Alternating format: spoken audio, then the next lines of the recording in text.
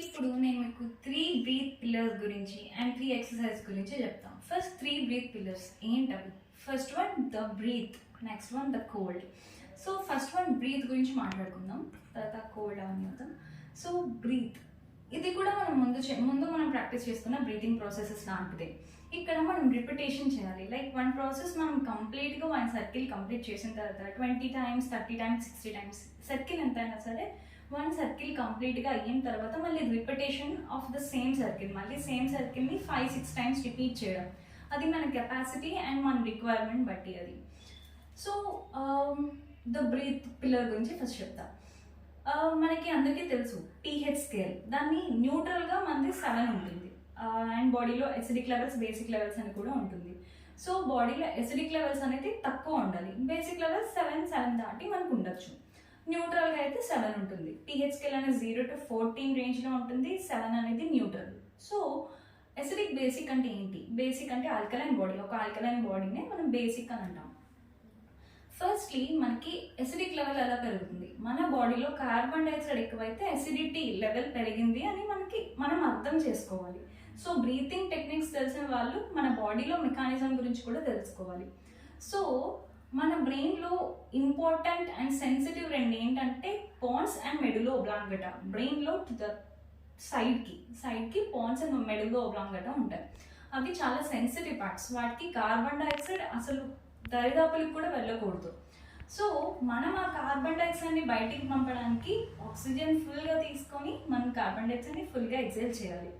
ఇక్కడ మనం ఫీల్ అవ్వాలి, లైక్ మనం ఆక్సిజన్ని తీసుకుంటూ కార్బన్ డైఆక్సైడ్ని వదిలిపెడుతున్నట్టు. అండ్ మనం బ్రీతింగ్ చేసినప్పుడు ఫస్ట్ పాయింట్ నేను మొదటి నుంచి చెప్తుంది, నోస్ నుంచి ఇన్హేల్, మౌత్ నుంచి ఎక్సేల్. అలానే మనం తీసుకుంటున్న గాలి మన బాడీలో అంగుళంకి వెళ్తున్నట్టు మనం జస్ట్ విజువలైజ్ చేసుకోవాలి. నెక్స్ట్ ద కోల్డ్ పిల్లర్ ఏంటి? ఇక్కడ నేను ఒక ముఖ్యమైన వ్యక్తిని, ఈ టెక్నిక్స్ అన్ని నేను ఎవరి ద్వారా నేర్చుకున్నాను, ఎవరి బుక్స్, ఎవరి వీడియోస్ చూసి నేర్చుకున్నాను, అతని గురించి చెప్పబోతున్నా. అది విమ్ హాఫ్. అతనివి ఈ బ్రీతింగ్ టెక్నిక్స్ అన్ని విమ్ హాఫ్ గారివి. విమ్ హాఫ్ బ్రీతింగ్ టెక్నిక్స్ అంటారు. WHM, Wim Hof method breathing techniques. ఈ breathing techniques especially power breath నేను చెప్పాను కదా, అది విమ్ హాఫ్ అంటే WHM ప్రాక్టీషనర్స్ మాత్రమే చేయాలి అని నేను చెప్తున్నాను. ఎందుకంటే WHM ఈ బ్రీతింగ్ టెక్నిక్స్ ప్రాక్టీస్ చేసిన వారు చాలా అడ్వాన్స్డ్ అండ్ చాలా ఎక్స్పీరియన్స్డ్ అని నేను చెప్పగలుగుతా. సో పవర్ బ్రీత్ అనేది అడ్వాన్స్డ్ వాళ్ళు చేయాలని చెప్తున్నాను.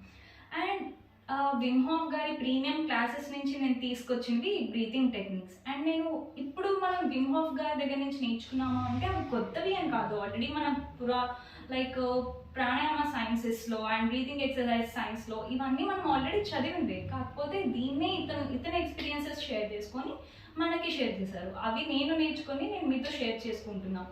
అండ్ దీంట్లో కొన్ని టెక్నిక్స్ ఆల్రెడీ నేను నా ప్రీవియస్ వీడియోస్లో కూడా కవర్ చేశాను. So Vim Hof breathing techniques, and ఇందులో ఇతను చాలా ఎక్స్పీరియన్సెస్ కూడా చేశారు. అందులో ఒక ఎక్స్పీరియన్స్ నేను మీతో షేర్ చేసుకుంటా.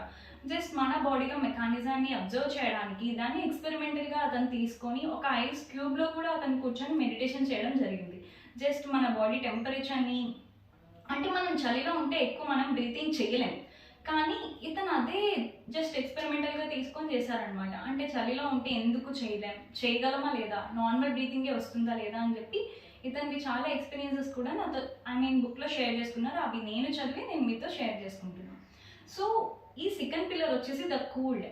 ఇందులో నేను విమ్ హాఫ్ గారి దగ్గర నుంచి నేర్చుకున్నది ఏంటంటే ద కూల్డ్ అంటే ఒక చల్లటి వాతావరణంలో లేదా చల్లని ప్రదేశంలో, like some mountains or Himalayas, వాటిపైన కూర్చొని ఇతను మెడిటేషన్ అండ్ బ్రీతింగ్ కూడా చేశారు. అలాంటి ప్రదేశాల్లో మనకి నార్మల్గా గాలి తీసుకోవడం కొంచెం ఇబ్బంది అవుతుంది, ఎందుకంటే లో ఆక్సిజన్ లెవెల్ ఏరియా కాబట్టి.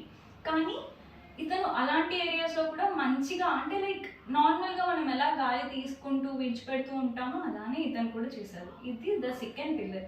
థర్డ్ పిల్లర్ వచ్చేసి మన బ్రెయిన్ కమిట్మెంట్కి, అంటే మైండ్ కమిట్మెంట్కి, మైండ్ బిహేవియర్కి అండ్ డీవియేషన్ అవ్వకుండా ఉండడానికి సంబంధించిన బ్రీతింగ్ సంబంధించి. థర్డ్ పిల్లర్ బ్రెయిన్ డీవియేషన్ నుంచి, లైక్ ఎక్స్ట్రాక్షన్స్ నుంచి మనకి ప్రివెంట్ చేసి ఈ బ్రీతింగ్ టెక్నిక్ ఈ థర్డ్ పిల్లర్లో మనకుంది.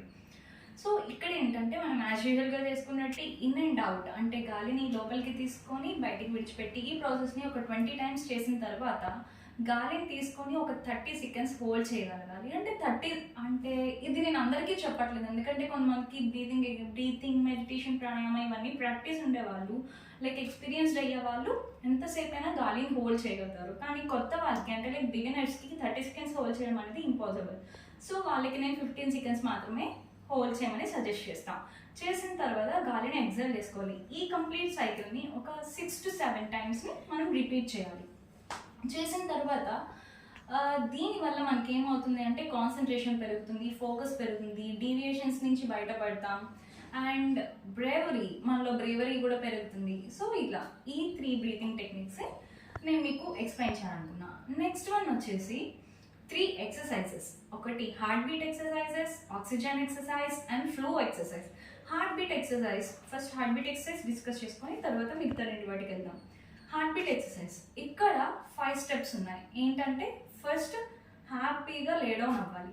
లే డౌన్ అయిన తర్వాత రిలాక్సేషన్ ఫీల్ అవ్వాలి, అది సెకండ్ స్టెప్. ఇవన్నీ ఇంత ఈజీగా ఉంటాయి, కానీ లే అయ్యి ఆలోచన రాకుండా ఉండడం, రిలాక్సేషన్ వెంటనే ఫీల్ అవ్వడం, ఇవన్నీ ఈజీ స్టెప్స్ కాదు. రిలాక్సేషన్ అంటే మన మైండ్లో కూడా ఏం రన్ అవ్వకుండా లైక్ ఎంటీ మైండ్తో ఉండాలి. అండ్ థర్డ్ స్టెప్ వచ్చేసి మీరు తీసుకుంటున్న ఎయిర్ హార్ట్ అన్ని బాడీ పార్ట్స్కి పంప్ చేస్తున్నట్టు విజువలైజ్ చేసుకోవాలి. ఆ తర్వాత మీ హార్ట్కి మీరు తీసుకుంటున్న బ్రీత్కి కనెక్షన్ ఉన్నట్టు ఫీల్ అవ్వాలి. ఎందుకంటే ఫర్ ఎగ్జాంపుల్ మనం చప్పట్లు కొట్టాలి అంటే 2 చేతులు ఈ కనెక్షన్ ఉంటే మాత్రమే మనకు సౌండ్ వస్తుంది. అలానే మనకి ఇది వర్క్ అవ్వాలి, ఈ విజువలైజేషన్ మనది ట్రూ అవ్వాలి అంటే హార్ట్కి మనం తీసుకున్న బ్రీత్కి అంటే లైక్ హార్ట్ బీట్కి మనం తీసుకుంటున్న బ్రీత్కి కనెక్షన్ ఉన్నట్టు మనం విజువలైజ్ చేసుకోవాలి. అండ్ హార్ట్ బీట్ మనం తీసుకుంటున్న మనం తీసుకుంటున్న ఎయిర్ హెడ్ నుంచి టు ద టోస్, హార్ట్ తన బీట్ ద్వారా అన్ని బాడీ పార్ట్స్కి పంప్ చేస్తున్నట్టు మనం విజువలైజ్ చేసుకోవాలి. ఇది హార్ట్ బీట్ ఎక్సర్సైజ్. ఇక్కడ జస్ట్ ఇన్హేల్ చేసుకుంటాం. ఆ ఇన్హేల్ చేస్తున్నప్పుడు హార్ట్ అన్ని పార్ట్స్కి బాడీ లైక్ బ్లడ్ ఫ్లో చేస్తున్నట్టు, ఎక్సైల్ చేస్తున్నప్పుడు లోపల ఉన్న కార్బన్ డైఆక్సైడ్ని హార్ట్ నుంచి మనం బయటికి తెస్తున్నట్టు ఇలా విజువలైజ్ చేసుకోవాలి. And next oxygen exercise. Oxygen exercise అంటే మనం నోస్ నుంచి గాలి తీసుకొని మౌత్ నుంచి వదలడం, అదే ఇక్కడ విజువలైజ్ చేసుకోవాలి.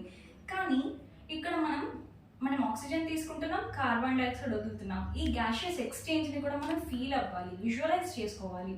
అంటే మనం పూర్తిగా తీసుకుంటున్నాం, అది నోస్ నుంచి లంగ్స్కి వెళ్తుంది, లంగ్స్లో ప్యూరిఫికేషన్ జరుగుతుంది, అక్కడి నుంచి కార్బన్ డైఆక్సైడ్ని మనం బయటికి పంపించేస్తున్నాం. ఈ ప్రాసెస్ని మనం విజువలైజ్ చేసుకోవాలి. మనకి తెలుసు కార్బన్ డైఆక్సైడ్ లెవెల్స్ మనకి ఎంత తక్కువ ఉంటే దట్ మీన్స్ అంత మనం హెల్తీగా ఉన్నామని. సో ఇక్కడ నేను ఒక పాయింట్ చెప్తున్నా, ఏంటంటే higher the carbon dioxide levels, higher the acidic level. Lower the carbon dioxide, higher the basic levels. అంటే మన బాడీ అంతా ఆల్కలైన్గా ఉంది అని మనం చెప్పగలుగుతాం అనమాట. సో ఈ ఆక్సిజన్ ఎక్సర్సైజ్లో మనం గాలి తీసుకుంటూ అది నోస్ నుంచి లంగ్స్కి వెళ్ళి, లంగ్స్ నుంచి అన్ని బాడీ పార్ట్స్కి కూడా ఎయిర్ స్ప్రెడ్ అవుతున్నట్టు, అక్కడి నుంచి మళ్ళీ మనం గాలిని ఎగ్జైల్ చేయాలి. ఎగ్జైల్ చేసినప్పుడు కూడా అంతే లంగ్స్లో ప్యూరిఫికేషన్ జరిగి అక్కడి నుంచి కార్బన్ డైఆక్సైడ్ని మనం బయటకు వదులుతున్నట్టు ఎగ్జైల్ చేసి విజువలైజ్ చేసుకోవాలి. And the last technique is flow exercise. Flow exercise ఎందుకు మనకు ముందు 2 తెలుసు, హార్ట్ బీట్ ఎక్సర్సైజ్ తెలుసు, ఆక్సిజన్ ఎక్సర్సైజ్ తెలుసు. అంటే మీరు విని చేసి ఉంటారు కానీ నేమ్స్ అంతా ఎగ్జాక్ట్గా మీకు తెలిసి ఉండవు. కానీ ఈ ఫ్లో ఎక్సర్సైజ్ ఏంటి అసలు, ఇది ఎందుకు అంటే మన నర్వస్ సిస్టంలో మనం చాలా బ్లాకేజెస్ ఫీల్ అవుతాం. ఇన్ ఆర్డర్ టు అవన్నీ అన్బ్లాక్ చేయడం కోసం మనం ఈ ఫ్లో ఎక్సర్సైజ్ చేస్తాం. ఇదేంటంటే మనం గాలి తీసుకొని మన హెడ్ నుంచి టో వరకు ఆ గాలి ట్రావెల్ అవుతున్నట్టు, అండ్ మనం చేస్తున్నప్పుడు కొన్నిసార్లు ఇన్కన్వీనియంట్గా ఫీల్ అవుతాం. లైక్ హెడ్ తీసుకుంటాం, నోస్ వరకు గాలి వస్తుంది, తర్వాత సమ్ పార్ట్ ఆఫ్ ద బాడీలో మనం ఇన్కన్వీనియంట్గా ఫీల్ అవుతాం. దట్ మీన్స్ అక్కడ బ్లాకేజ్ ఉన్నట్టు. ఆ బ్లాకేజ్ క్లియర్ అయ్యేదాకా ఆ పాయింట్ మీద మనం కాన్సన్ట్రేట్ చేసి అక్కడ ఇన్ అండ్ అవుట్ గాలిని లోపలికి తీసుకొని గాలిని బయటికి వదిలి ఈ ఎక్సర్సైజ్ని మీరు ఆ పాయింట్ దగ్గర చేస్తే అది అన్బ్లాక్ అవుతుంది. సో ఈ ఫ్లో ఎక్సర్సైజ్ని రోజు మనం అంటే ఈ ఎక్సర్సైజ్ అన్నీ సేమ్ ఉన్నాయి, but the thing is that మనం విజువలైజ్ చేసుకునే దాన్ని బట్టే ఉంటుంది ఏదైనా. సో ఈ ఫ్లో ఎక్సర్సైజ్లో నేను మీకు బ్లాకేజెస్ మీద కాన్సన్ట్రేట్ చేసి వాటిని అన్బ్లాక్ చేసి మీరు చేసినట్టు విజువలైజ్ చేసుకోండి అని చెప్పాను. సో దట్ మీన్స్ ఇదంతా విజువలైజేషన్ అంతా ఎక్కడి నుంచి వస్తుంది? మన మైండ్ నుంచి. ఇదంతా power of our mind. So మనం మైండ్తో పుట్టాం కాబట్టి దాన్ని మంచిగా యూజ్ చేసుకోవాలని నా సజెషన్. Thank you all.